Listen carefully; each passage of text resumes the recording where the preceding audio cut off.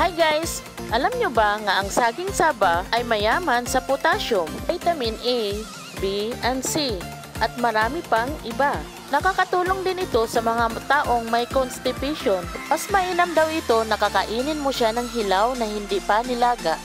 Mas maraming benepisyo ang makukuha natin. Ito naman ang seaweeds. Alam nyo ba guys nga ang seaweeds are considered a nutrient-rich food as they are a good source of vitamins and minerals. Marami din palang benepisyo ang makukuha natin sa seaweeds. Kaya guys, tara na, kainan na natin ng seaweeds.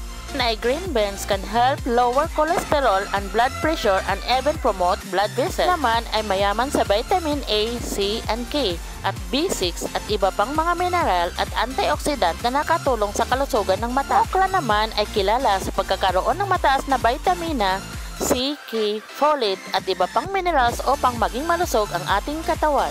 Patatas naman ay natural na fat-free, cholesterol-free at mababa lamang ang sodium. Mayaman ang patatas sa fiber, vitamin C at potassium. Ang sibuyas naman ay nakakatulong sa pananatili ng ating level ng blood sugar. Ay may anti-cancer. Ang naman ay mayaman dito sa fiber na nakakatulong sa inyong digestive health.